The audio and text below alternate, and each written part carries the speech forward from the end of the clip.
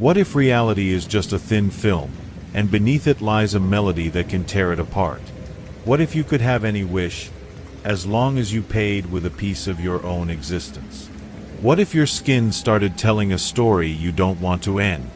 Buckle up. You're about to dive into 3 nightmares.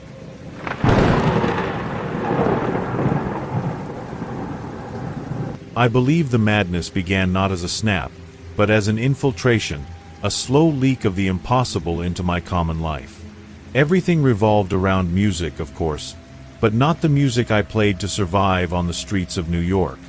My existence was a minor chord repeated to exhaustion, the metallic sound of coins falling into the case of my guitar in Times Square. I, James, a man whose greatest ambition was to pay the rent for a room in Newark without starving. Art had become fuel, something to burn in exchange for crumbs. The routine was a gray veil over my senses, until the day I found the notebook. It was in a pile of garbage near the old train station in Joliet, where I had gone for a mediocre job that did not work out. The leather cover was dried and cracked, held by a rusty buckle. There was no name, only a stain that resembled an eyelidless eye. Inside, pages and pages of sheet music written by hand with an ink that seemed blacker than any ink I had ever seen. The notes were conventional, but the measures were an aberration, clusters of symbols that defied any musical logic. There were instructions in archaic English in the margins, phrases like, "where the air unravels," and "the ear of the abyss." I was taken by a sick curiosity, the fatal attraction of what we do not understand.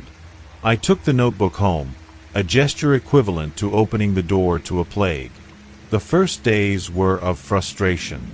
My guitar seemed a foolish toy in the face of those complexities. The music did not flow, it dragged itself, full of dissonances that cut the ears like glass. But one night, sitting on the floor of my stuffy room, something changed. It was not I who mastered the music, it was the music that mastered me. My fingers found an alien rhythm, and the air in the small room seemed to solidify. The melody that came from the instrument was not beautiful, it was true, of a truth that hurt. And then, I saw. It was not a hallucination, I would swear my life on it. It was a perception. In the opposite corner of the room, where the peeling wall met the ceiling, the space folded. It did not tear like cloth, but curled like the edge of a page being turned. For a fraction of a second, I saw what was behind. It was not bricks or electrical wiring. It was a nightmare geometry, shapes moving at angles that provoked nausea, colors that had no name. And I heard, above my own music, a vast and ancient whisper, as if the void itself had a voice. The phenomenon lasted less than a blink of an eye. Reality recomposed itself with a dry and silent snap. I was paralyzed, sweat running cold down my spine. The fear was overwhelming, yes, but it was overshadowed by a more dangerous emotion, a profane euphoria.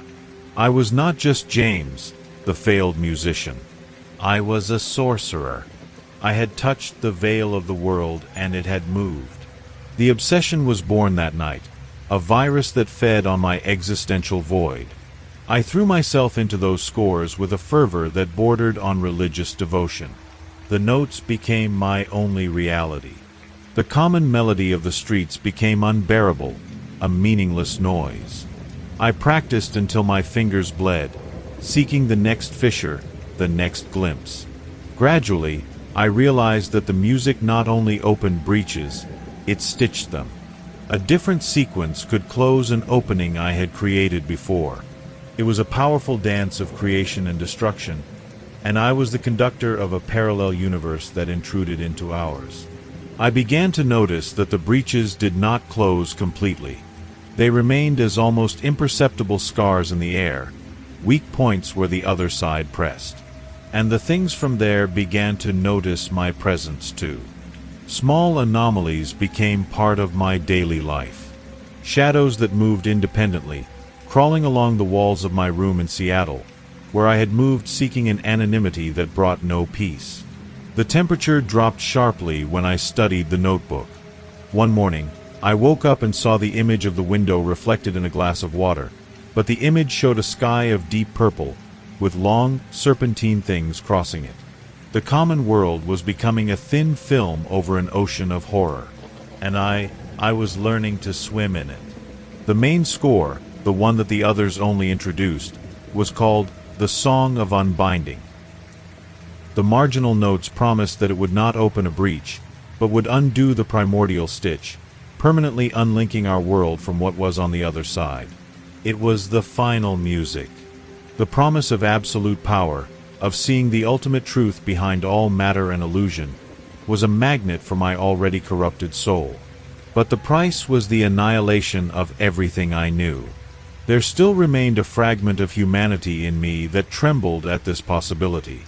It was then, at the peak of my conflict, that the greater entity noticed my hesitation.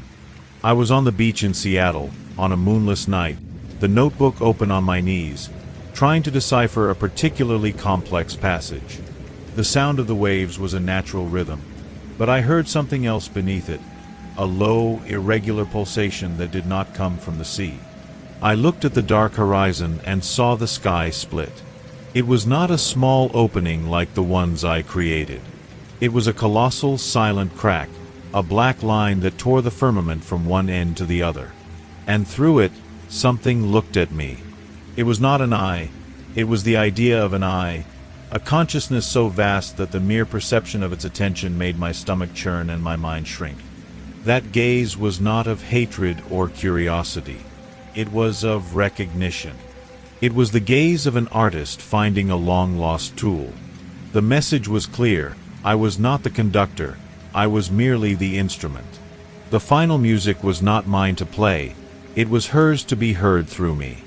Now, dear reader, you who are there, safe in your chair, judging my madness, I ask you a question that will echo in your mind when the lights go out. Have you ever stopped to think about the solidity of the things around you? The wall of your living room, the ceiling of your bedroom? Do you really believe they are solid? Or are they just thin? A film of paint over chaos. I can feel the pressure from the other side increasing. They know that I know. They know that I have the key. And the whisper, that vast whisper, no longer comes from outside. It whispers from inside my head, an unfinished melody that begs to be completed. The notebook is here, before me. The pages seem to pulse with a light of their own. My hand trembles. Should I burn it, reduce this curse to ashes and try to forget what I saw, try to live again in the comfortable lie of common reality? Or should I place my fingers on the strings, let the final music flow through me and watch the spectacle of unraveling? Power is an abyss that, once looked into, looks back into you. And it is looking at me now. The call is almost unbearable. It is a symphony of ruin and revelation.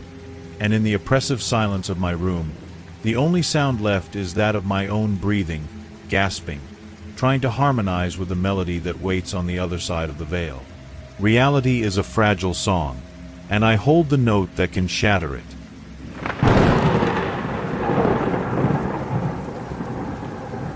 The memory of the market haunts me every time I close my eyes, not like a nightmare, but like a parallel reality that refuses to be ignored. It all began with a void, a gap in my soul that no common achievement could fill. I, a man named Thomas, residing in a gray city like Detroit, where the days drag on with the monotony of a polluted river. My life was a portrait of mediocrity, a mundane job in an office, a tiny apartment, and the constant sensation that the true purpose of existence had eluded me. The desire that consumed me was for recognition, for a spark of genius that would make me immortal through my art. For I saw myself as a frustrated painter, whose canvases reflected only my own insignificance. It was during a period of deep depression, after losing my sister, Laura, to a cruel illness, that I first heard about the shadow market. Her loss had left an even greater emptiness, an equation where my desire for meaning became inextricably linked to my pain.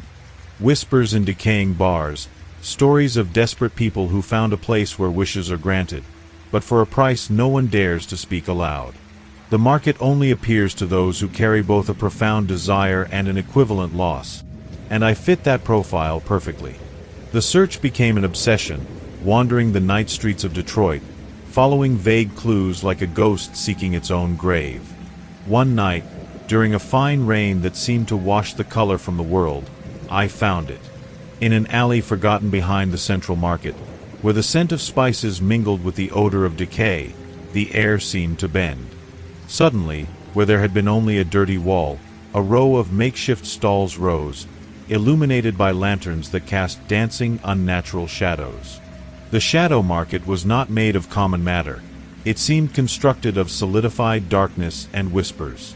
The vendors were figures shrouded in cloaks, their forms indistinct, as if composed of the darkness itself.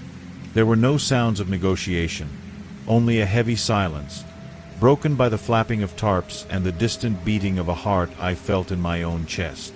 I walked among the stalls, each step an act of will against the primal instinct screaming at me to run. The items for sale were not physical goods, but possibilities, destinies, futures encapsulated in frosted glass jars or written on parchments of dried skin. I knew what I wanted, what I needed. I found myself before a larger stall, where a taller figure watched me without a face, its long, pale hands intertwined on the counter. Communication was not through words, but through direct impressions in my mind. My desire for artistic talent, for a skill that transcended the human, was understood instantly. The price was presented not as a choice, but as an inevitable consequence. To receive the gift of genius, I would have to give up the most precious memory I had, the memory of my sister Laura's face. Not just the recollection of her, but the very image she occupied in my mind, the essence of her being as I knew it. The idea was terrifying, but the obsession spoke louder. In that moment, the desire for greatness eclipsed the love I felt for her. I accepted. The deal was sealed with a handshake that did not touch my skin, but my soul, a sensation of cold that burned. Upon leaving the market, which faded behind me like smoke, I felt a wave of creative power like I had never experienced. My hands tingled with a new energy. I ran to my studio, grabbed my brushes, and images flowed onto the canvas with supernatural ease. I painted scenes of disturbing beauty, dreamlike landscapes that captured the attention of all who saw them. Within weeks, I was the sensation of the art world in New York. Galleries competed for my works. Critics called me a genius. The fame I had always wanted was mine, but something was wrong, deeply wrong.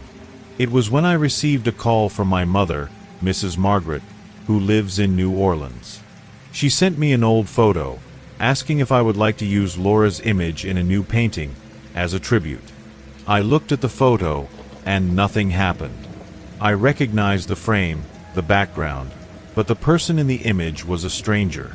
A woman with vaguely familiar features, but without any emotional connection. I tried to remember her smile, the sound of her voice, our moments together, and found only a void, a black hole in my consciousness where her existence should have been. The price had been paid. I could no longer remember my sister's face. The memory had been torn from me, leaving only a conceptual ghost, the idea that I once had a sister, without the substance that made her real. The genius I now possessed felt hollow, a borrowed skill that tainted every work I created. My paintings, although technically perfect, became increasingly dark, reflecting the abyss within me. Close people began to find me strange, saying I was no longer the same, that something fundamental had changed in my being. The image they had of me, the caring and dedicated Thomas, was unraveling, replaced by a distant, obsessive persona. I lost friends, my relationship with my mother deteriorated. As I could no longer share the pain of loss she felt, I had lost the very reason for our pain. Regret consumed me like a slow fire. The fame and talent were not worth the loss of my connection to Laura. I decided I needed to reverse the deal, whatever the cost. I returned to the alley countless times, but the market did not reappear. I researched obsessively, spending the fortune I had earned for my art on rare and occult books, traveling to cities like Miami and Seattle after similar stories. I discovered that the market is not a physical place, but a state of consciousness that only manifests when desire and loss are in perfect balance, and that reversing a deal is nearly impossible, as the price paid is consumed by the market, becoming part of its web. In one of these searches, in an abandoned library in Salem, I found an account of another regretful client, a man named John who had lost the ability to feel joy in exchange for wealth. His words echoed my hopelessness, but he mentioned a legend, a story that the market can be forced to reappear if the client offers something of even greater value, something that not even the market possesses, the very essence of regret personified in a new sacrifice.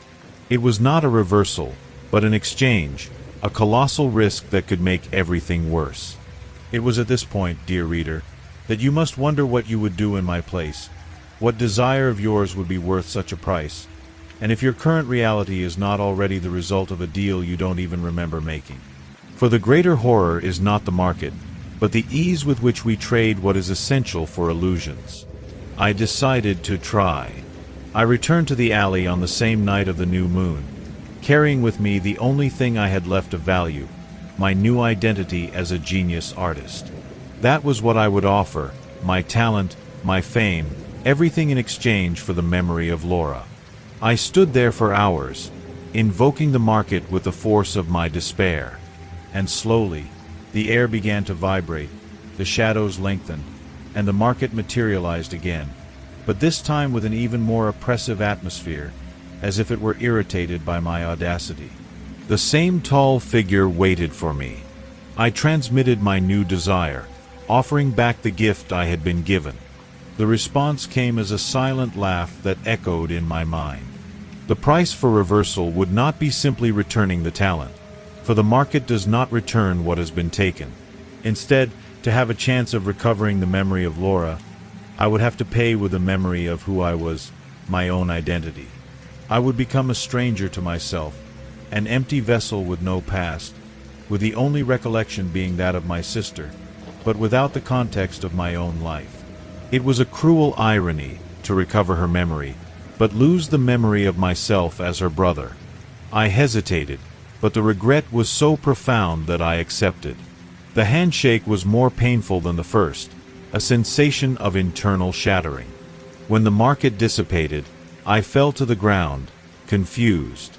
I looked around, and the alley was familiar, but I did not know why. I got up and walked to the street, not knowing where to go. Suddenly, a memory flooded my mind, Laura's face, clear and vibrant, as if she were there.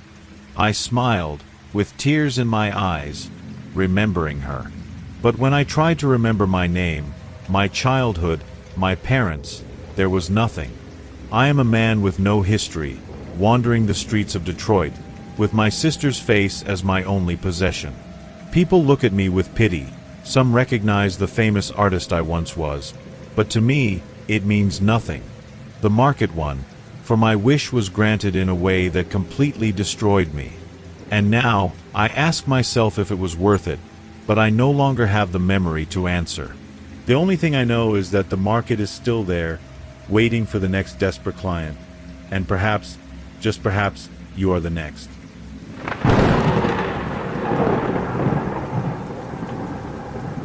I woke up that morning in my apartment in Chicago with a strange sensation on my skin, as if 1,000 ants were marching under my epidermis.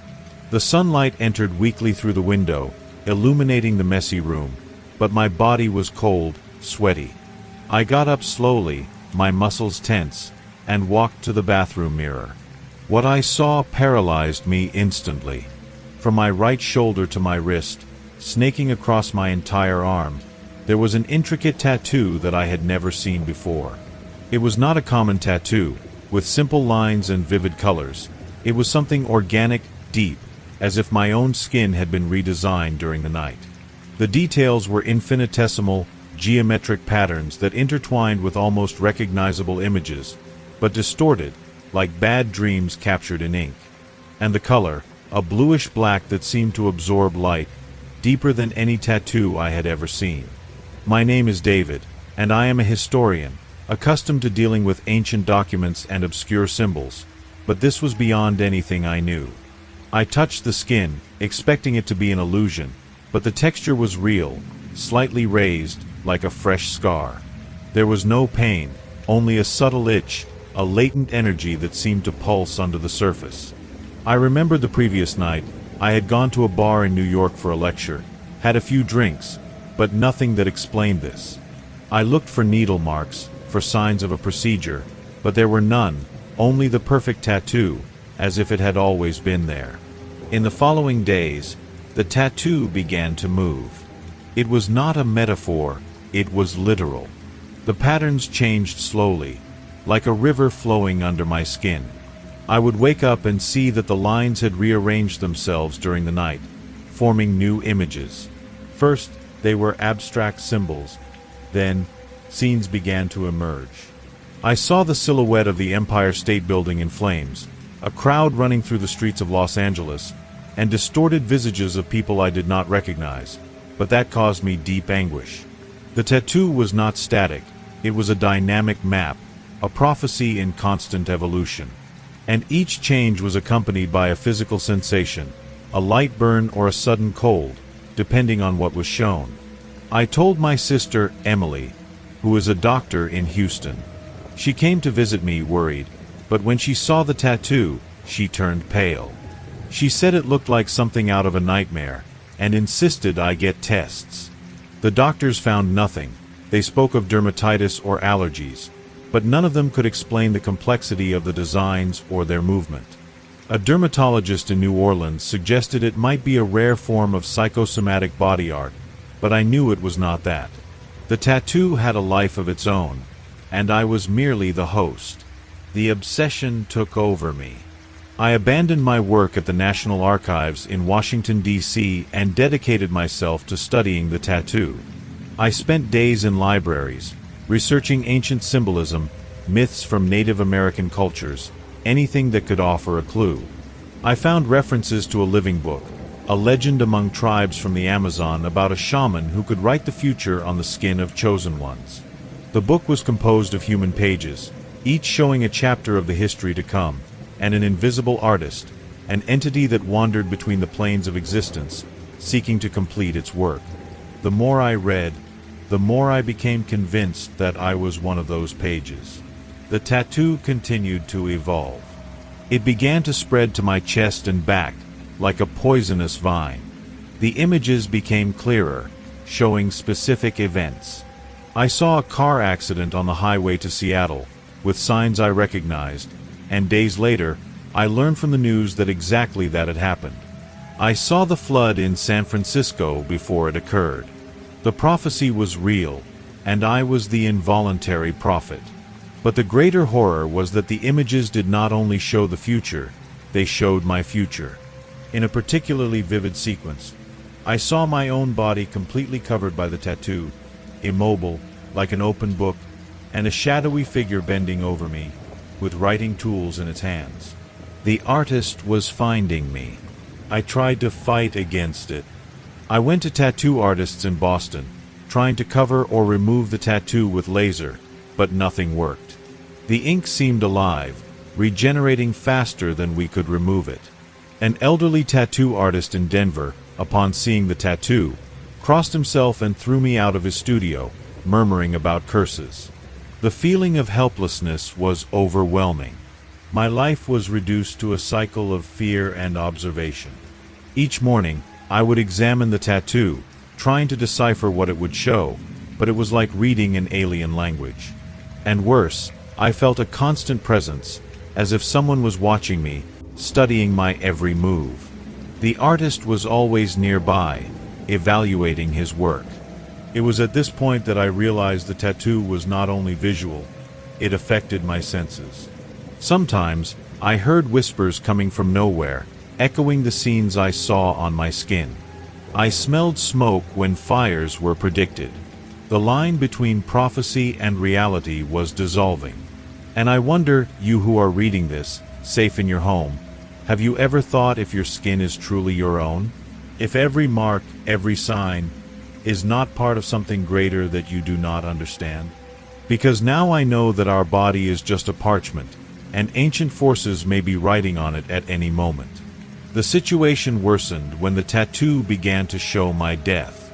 Not clearly, but in fragments, like a cursed puzzle. I see myself collapsing on a street in Portland, with a tattoo covering every inch of my skin, and the shadowy figure finally completing its work. The date is not explicit, but I feel it approaching.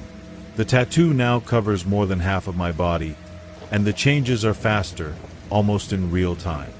Sometimes, I see events that happen hours later, and it drives me mad, because I cannot prevent them. I am a spectator trapped in my own body. I discovered more about the artist through an obscure text I found in a used bookstore in Charleston. He is not human. He is a consciousness that exists to document the fall of humanity, and each page, like me, is a chapter of this book. The ultimate goal is to have the book complete, with all pages filled, and then the future will be fixed, inevitable. I am just one page, and the artist will not rest until I am finished. He feeds on my fear, on my resistance, and every attempt to fight only makes the tattoo stronger. Now, I am sitting in my dark apartment, the curtains closed, afraid of the sunlight that might reveal new changes. The tattoo moves constantly, a macabre dance on my skin. I feel the artist closer than ever, as if he is in the next room, waiting for the right moment. My only hope is that by writing this account, someone might find a way to break the cycle, but I have little faith. The prophecy showed my end, and it is coming. The skin that was once mine is now a map to the abyss, and I am just the ink that fills the spaces.